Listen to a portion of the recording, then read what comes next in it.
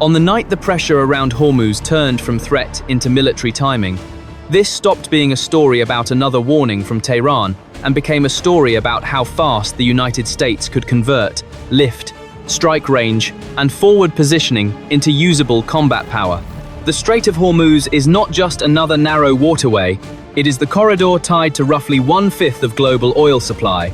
And when tanker traffic stalls, insurance spikes, naval patrols tighten, and oil jumps from about $70 to above $111 a barrel, every hour starts to matter.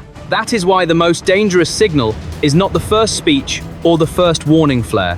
It is the moment airlift and strike platforms begin to align into one sequence, because a C-17 can move 102 troops or 170,900 pounds of cargo, while a B-52H can carry about 7,000 pounds of mixed ordnance and fly 8,800 miles unrefueled, turning distance itself into a shrinking variable.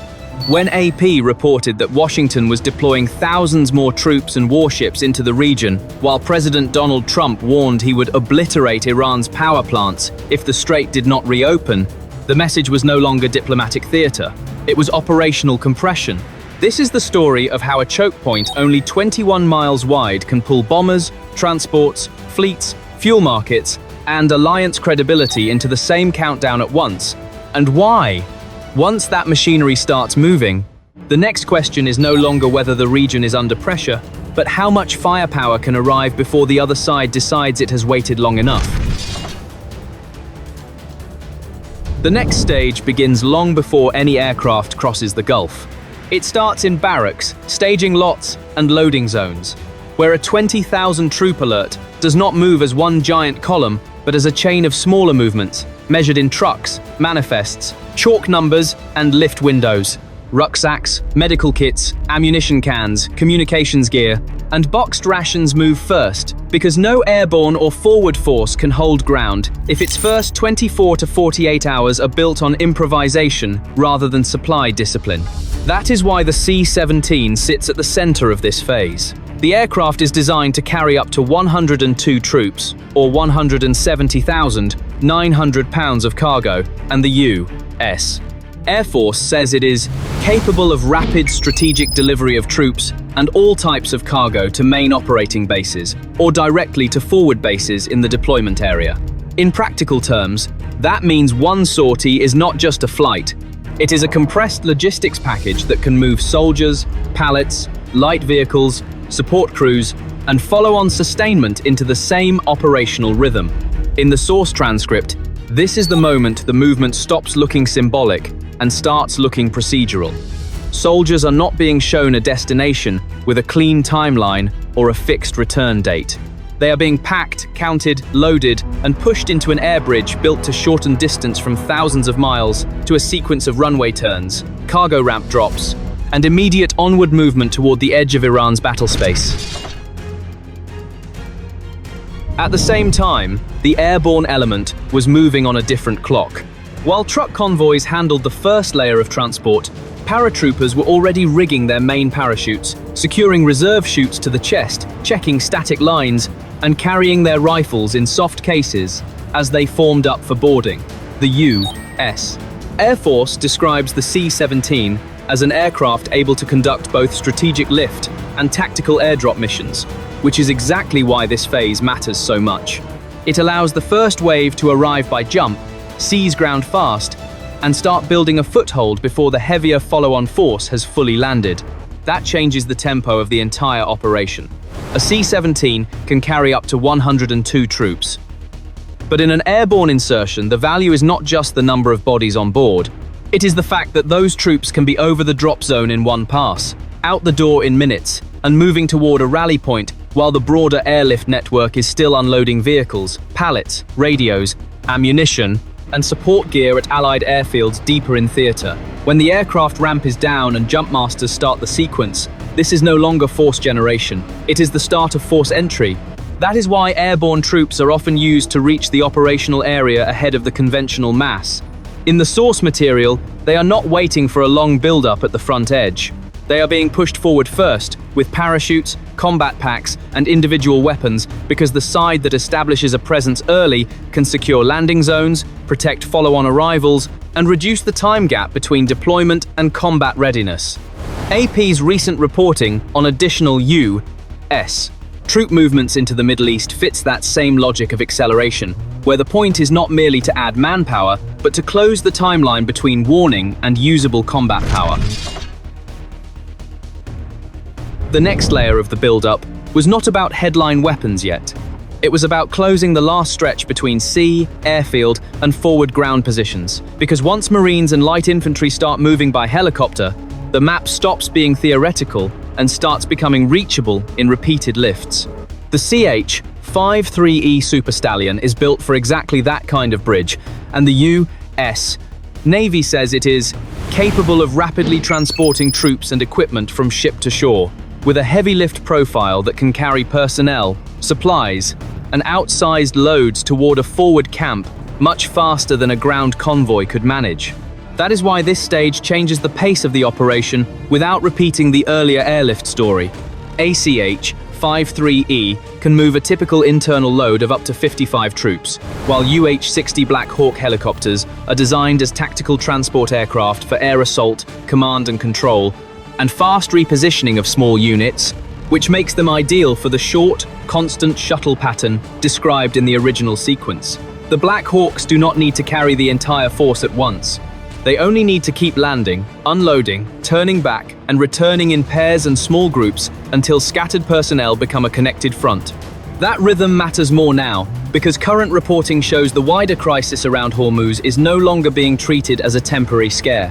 AP reported today that Iran threatened to completely close the strait if Washington escalates further, while the Washington Post reported today that the United States is deploying 4,500 additional troops, including Marines, as attention shifts toward a possible battle for control around Hormuz. In that environment, every helicopter run is more than transport. It is the mechanism that turns a regional alert into troops at posts, sectors occupied, and a forward line that can actually hold when the heavier equipment arrives behind it. The operation changes once long-range strike assets enter the chain, because airlift alone does not pressure a defended coastline. The B-52 Stratofortress is built for that next phase. Air Force Global Strike Command says the bomber can fly at altitudes up to 50,000 feet, has an unrefueled combat range above 8,800 miles, and carries precision-guided ordnance across intercontinental distance, which means a force assembled far from Hormuz can still deliver sustained strike weight into the Gulf battle space. But bombers do not create tempo by themselves. Tankers do. Recent Air Force reporting showed KC-135 crews refueling F-35 and F-15E formations during Exercise Point Blank in February 2026, underscoring the aircraft's role in keeping fighters and strike packages in the air long enough to turn a single launch into repeated attack windows. That is why the bomber layer in this crisis is not just about spectacle, it is about pairing heavy range with aerial refueling, so the United States can keep pressure on missile sites, radar nodes, and coastal launch areas without burning combat radius too early. The next phase is the Sea Shield, because no buildup around Hormuz survives long if the shipping lane stays exposed to missiles, drones, mines, and fast attack craft. That is where Aegis destroyers matter. The U.S. Navy says the Aegis weapon system is a total weapon system, from detection to kill, built around the ANSPY radar, which can search, track, and guide missiles against more than 100 targets at once, while the MK-41 vertical launching system supports standard missile interceptors, Tomahawk cruise missiles, and layered defensive weapons. That makes this stage different from the bomber phase. Bombers project weight from distance, but destroyers hold the corridor itself by staying on station, screening larger ships, and giving commanders a floating air and missile defense node that can react in seconds instead of waiting for aircraft to cycle back overhead. In the confined geometry of Hormuz, where commercial traffic is compressed and warning time can collapse fast, that combination of radar reach, vertical launch cells, and ballistic missile defense is what turns a naval presence into a usable escort and interception network.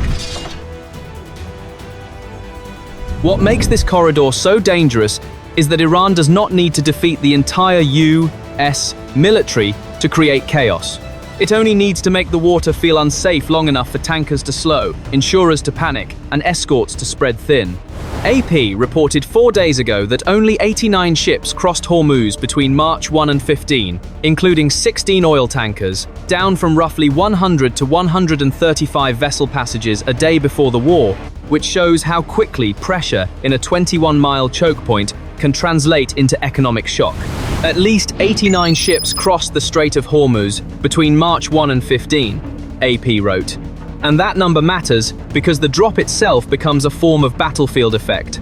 That is why the coastal threat layer cannot be treated as background noise.